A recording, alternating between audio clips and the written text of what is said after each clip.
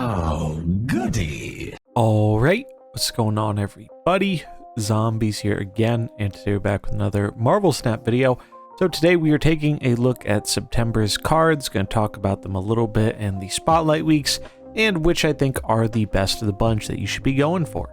So generally there's a rule of thumb I think most people should probably follow. Obviously there can be exceptions to this rule depending on how many tokens or boxes you have, but generally what I would recommend in terms of acquiring new cards is if you have the tokens for it, getting Series 4 cards with your tokens and getting Series 5 cards from opening them via the Spotlight caches. Tokens are a lot more scarce now, so it takes way longer to end up building up to 6k tokens. So I find that generally the caches are a bit more efficient in terms of acquiring new Series 5 cards, while Series 4 ones are generally better gotten with tokens. However, there are some exceptions to that. Like for example, if there are 2 Series 4 cards you want, let's say in the Ravonna Zabu week, if you want both of those cards, then probably fine to go for it. The other rule of thumb I have is you definitely want at least 2 things before you commit to a Spotlight cache. I think generally it's not advised to go for a Spotlight cache if there's really only one major thing you want in it, as the odds are not in your favor and you're more likely than not going to have some bad luck and going to have to burn multiple caches just to get that one thing you want. Looking at our first week of September here, Loki season pass card, so he's not going to be in the caches, but we do have some pretty desirable stuff in here, namely Jeff. This is the first time Jeff has been featured in a Spotlight cache. I know a lot of people have been saving for Jeff week because he is a very played card, goes in a lot of decks, really strong, unique effect. A lot of people want to get Jeff, so this is one I think a lot of people are planning to open. I think it's a little bit unfortunate here that the other cards of this week aren't as desirable. Null, very good card, and this is definitely a desirable week if you don't have Null. However, Null was already featured in Spotlight caches a few weeks back, and he's been out for a long time. So I think a lot of people who want Null have already picked him up. And then Ghost Spider. Ghost Spider was buffed a few weeks back. I like the buff. I think the buff made the card a lot better, but it's still not really seeing a ton of play right now. I'm sure eventually this card will find a more consistent home, but for the time being, doesn't seem like the most desirable of cards. So to me, I find this week not the most worth it if Jeff is the only thing you want. However, if you have a lot of Spotlights saved up and you don't have many tokens, that may just be the best option for you, as we still have no idea when Jeff is going to be dropping down in series. One side note, I think it's kind of a shame they're putting Dan Hip variants in these Spotlights. I really like the Dan Hip variants, but they're typically 700 gold variants, and they don't exactly line up with what Second Dinner originally said when they're trying to make these special exclusive variants for Spotlight caches, since it is such a kind of rare and expensive resource. So it's a little disappointing to be seeing Dan Hip ones in here when typically they're more of the affordable variants in the store. So yeah, go with first week if you really want Jeff, but otherwise probably a pass unless you're really interested in Ghost Spider or Null or their respective variants as well. Next week up is Alioth. Alioth is coming from the 12th to the 18th. This card has quite a lot of potential. I think it is going to be a very solid late game finisher in ramp style decks, and it's definitely one I'm interested in trying out. This is also the first appearance of a Hitmonkey in a Spotlight cache. Hitmonkey not seeing quite as much play as it used to after the nerf, but the card is still very strong and a core part of what makes bounce decks as well as Sarah decks as powerful as they are. So I think if you're missing Alioth and Hitmonkey and you're interested in one or both of those cards, this could be a pretty appealing week for you.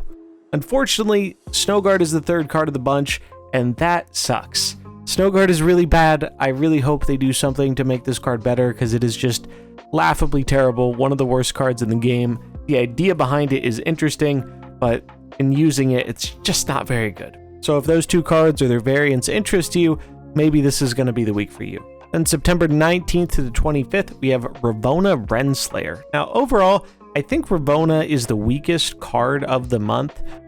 Maybe a little bit better than Loki potentially in the right deck, because I do think there is some combo potential with this card.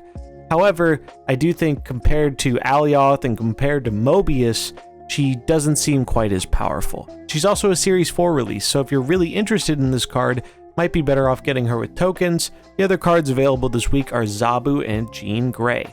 Now Zabu, definitely a desirable one to go after if you don't have him already. Zabu enables quite a bit of decks, really powerful, not a card that's easily replaced, especially in decks focused around him. So if you don't have Zabu and you want Ravonna, could be an appealing week.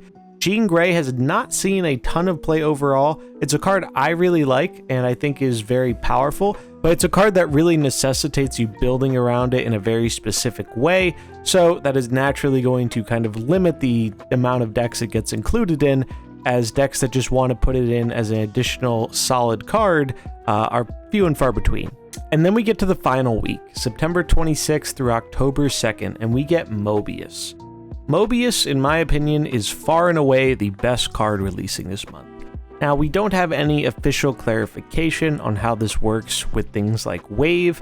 I'm a believer of the fact that this could just turn off Wave entirely for the opponent, while not turning it off for you. If that ends up happening, this card is going to be broken and probably the best 2-drop in the game. And even if it doesn't happen, I still think it's like top 5 2-drops. The effect is just so incredibly powerful. You turn off annoying locations or other effects that increase the costs of your cards while preventing your opponent from being able to benefit from cost reduction. Anytime you're messing with mana costs, it is just such a powerful thing in a card game.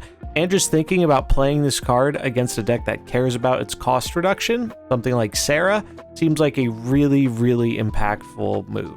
Even if Mobius doesn't end up working with Wave, it still absolutely shuts down cost reduction effects. Serra is the big one that comes to mind, but there are definitely others as well. And obviously, locations that reduce cost, it turns it essentially into a one-sided effect, which is really, really strong. Not to mention, it's already just a well-statted 2-drop. 2-3 is like very solid stats for a 2-drop. It just seems super duper strong, and there's not really a big opportunity cost for running it. It's also a Series 4 release, so I think, again, this is one I'd probably recommend picking up with tokens if you can.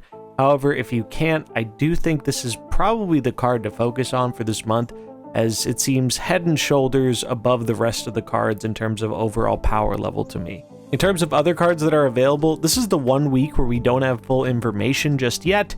The most recent data mine did give us a little bit of information. We see that Kang is showing up again. Still think it's weird how some cards have repeated while some other cards have not even been featured once. Maybe that is some kind of hint towards what cards might be coming in series drops when those return. But for now, it just seems silly that cards like Null and Kang are making their way back into the rotation when we haven't even gone through a full cycle of seeing all the cards available in Series 4 and Series 5. The final card is a mystery card. We don't actually know what the third card is, so this one, it'll probably take a little bit longer to fully analyze.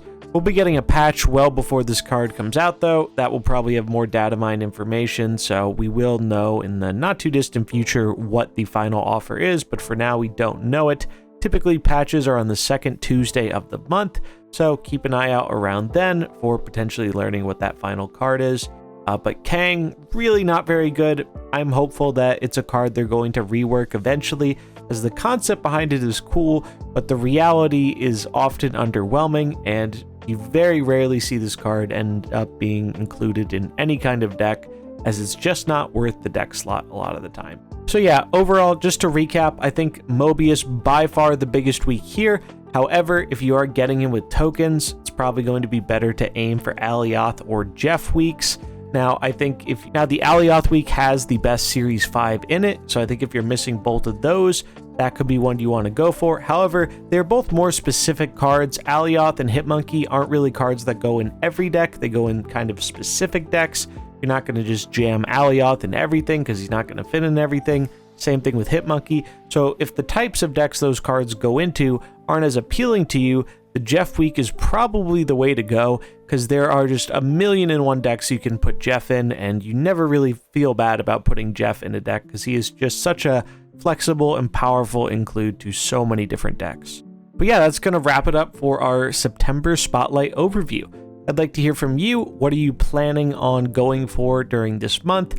Again, highly recommend saving until you have at least 4 Spotlight caches. That way you're guaranteed, and then when you get what you want, maybe you get lucky, you get that Jeff on the first or the second pull, you get to save the remaining 2 spotlights for another week that you're looking forward to. That's the best way to guarantee it. Obviously, not everyone's going to do that, and that's fine.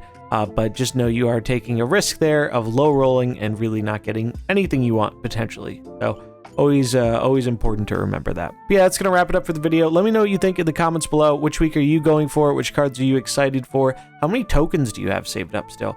I think a lot of the player base has really been run dry on tokens, especially now that we get them so slowly. So I'm curious to see how many people have tokens stored up, or if they've used them in the past month or two, get other cards, and now are more reliant on the Spotlight system. But yeah, that's going to wrap it up for the video. Hope you enjoyed it. If you did, remember to like and subscribe, and I'll catch you in the next one. Peace.